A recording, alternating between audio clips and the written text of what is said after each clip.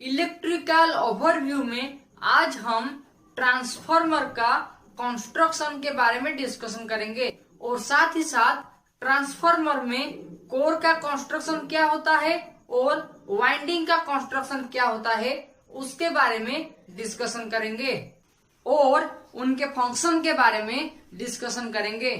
So hi friends, welcome to the technical tutorial Ashutosh architecture with your host SVZ Nath. अगर आप इस video को पहले बार देख रहे हैं तो इस वीडियो को एक लाइक कर दीजिए और साथ ही साथ नॉलेजेबल वीडियो के लिए आप चैनल को सब्सक्राइब करने के बाद बेल आइकन में ऑल ऑप्शन को क्लिक कर दीजिए। ट्रांसफार्मर का कंस्ट्रक्शन मतलब क्या है? ट्रांसफार्मर में जो कंस्ट्रक्शन है, जितना पार्ट्स है, उनको लेके ट्रांसफार्मर का कंस्ट्रक्शन किया जाता है, ठीक है। लेकिन ट्रांसफार्मर का मेन काम क्या है? To transfer electrical power. Transformer में हम इलेक्ट्रिकल पावर को या फिर इलेक्ट्रिकल एनर्जी को ट्रांसफर करते हैं from primary winding to secondary winding. तो यहाँ पे ट्रांसफार्मर का कंस्ट्रक्शन में जो मेन पार्ट है वो है ट्रांसफार्मर का कोर और दूसरा है ट्रांसफार्मर का वाइंडिंग, जिसके बारे में आज हम डिस्कशन करेंगे। ट्रांसफार्मर कोर का क्या फंक्शन है और ट्रांसफार्मर वाइंडिंग का क्या फंक्शन है, जिसके मदद से ट्रांसफार्मर इलेक्ट्रिकल पावर या फिर इलेक्ट्रिकल एनर्जी को ट्रांसफर कर सकता है और इनमें कोर और वाइंडिंग का रोल क्या है। सबसे पहले ट्रांसफार्मर कोर के बारे में डिस्कशन करते हैं। ट्रांसफार्मर में जो कोर को यूज किया जाता है उनका दो इम्पोर्टेंट फंक्शन है। पहला फंक्शन है to strengthen the magnetic field. Strengthen the magnetic field का मतलब है मैग्नेटिक फील्ड का जो स्ट्रेंथ है। नॉर्मली वाइंडिंग में जितना मैग्नेटिक फ्लक्स इंड्यूस हो रहा था उससे ज्यादा अमाउंट ऑफ मैग्नेटिक फ्लक्स आप कोर के मदद से इंड्यूस्ड कर सकते हैं और जो फ्लक्स है उसको आप स्ट्रेंथेन कर सकते हैं। ट्रांसफार्मर में कोर यूज करने का दूसरा इम्पोर्टेंट बात है to provide low reluctance path. Low reluctance path का मतलब है, लो रिलक्टेंस मतलब रेजिस्टेंस या फिर जिस पाथ में magnetic lines of force move करेंगे वो पाथ उन्हें कम रेजिस्टेंस ऑफर करे, जिसके वजह से magnetic lines of force easily flow कर सकें। और यहाँ पे जो पाथ प्रोवाइड किया जा रहा है वो मैग्नेटिक लाइंस ऑफ फोर्स के लिए है। अगर मैग्नेटिक लाइंस ऑफ फोर्स को कोर के माध्यम से एक पाथ प्रोवाइड किया जा सके तो magnetic lines of force core के माध्यम से पहला वाइंडिंग से दूसरा वाइंडिंग तक इजीली फ्लो करेंगे। पर ट्रांसफार्मर में जो मैग्नेटिक फ्लक्स इंड्यूस होता है उसको एक पाथ प्रोवाइड क्यों किया जाता है? ये एक क्वेश्चन है जो बार बार आपको वाइवा में पूछा जा सकता है। देखिए, नॉर्मली जब एक कंडक्टर में इलेक्ट्रिक करंट फ्लो करता है तो उसके चारों ओर मैग्नेटिक फ्लक्स इंड्यूस होते हैं, ठीक है।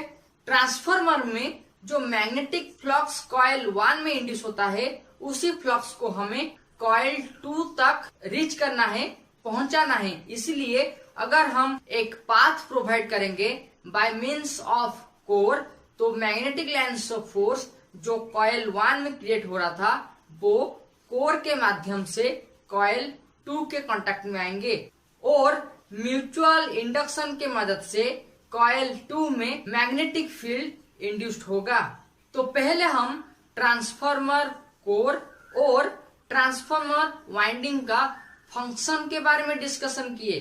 ट्रांसफार्मर कोर का फंक्शन है to provide a path, to provide a low reluctance path for the magnetic flux, जबकि ट्रांसफार्मर वाइंडिंग का फंक्शन है टू क्रिएट मैग्नेटिक फ्लक्स।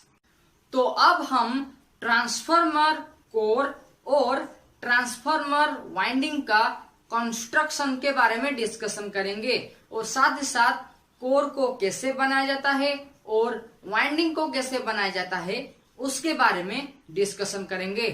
अगर आपको ये वीडियो अच्छा लगता है, कुछ नॉलेज मिलता है तो इस वीडियो को एक लाइक कर दीजिए। साथ ही साथ इसी तरह का नॉलेजेबल वीडियो के लिए आप चैनल को सब्सक्राइब करने के बाद बेल आइकन में ऑल ऑप्शन को क्लिक कर दीजिए।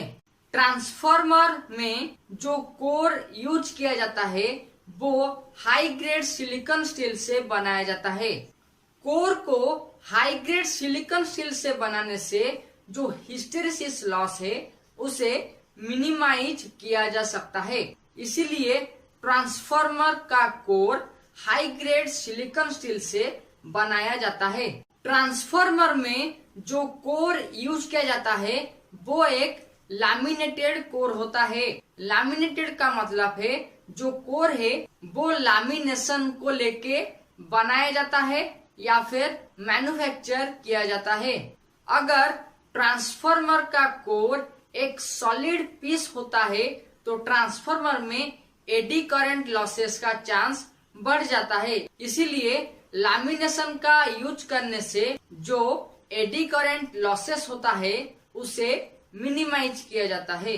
ट्रांसफार्मर का कोर बनाने के लिए जो लैमिनेशंस को यूज किया जाता है उनका थिकनेस 0.5 मिलीमीटर होता है। तो ट्रांसफार्मर में जो कोर यूज किया जाता है वो हाई ग्रेड स्टील से बनाया जाता है। वो लैमिनेशन कोर होते हैं और वो लैमिनेशन का थिकनेस 0.5 मिलीमीटर रहता है। अब हम वाइंडिंग का कंस्ट्रक्शन के बारे में डिस्कशन करते हैं। ट्रांसफार्मर में जो वाइंडिंग प्रिपेयर किया जाता है या फिर ट्रांसफार्मर में जो वाइंडिंग है वो कॉपर वायर से बनाया जाता है। ट्रांसफार्मर में दो ठो वाइंडिंग रहते हैं। पहला वाइंडिंग का नाम है प्राइमरी वाइंडिंग, जबकि दूसरा वाइंडिंग का नाम है सेकेंडरी वाइंडिंग। और इस वाइंडिंग को आप कॉइल 1 और कॉइल 2 कह सकते हैं या फिर इस वाइंडिंग को आप primary side of transformer and secondary side of transformer कह सकते हैं।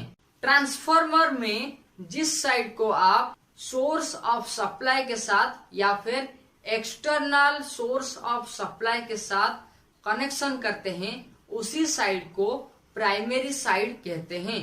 और ये जो प्राइमरी साइड है उसको सोर्स ऑफ सप्लाई के साथ कनेक्शन किया जाता है, जबकि सेकेंडरी साइड को सोर्स ऑफ सप्लाई के साथ कनेक्शन नहीं किया जाता है।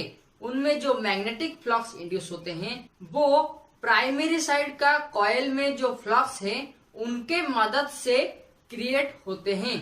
और ट्रांसफार्मर का जिस साइड को आप लोड के साथ कनेक्शन करते हैं उसे सेकेंडरी साइड या फिर सेकेंडरी वाइंडिंग कहा जाता है।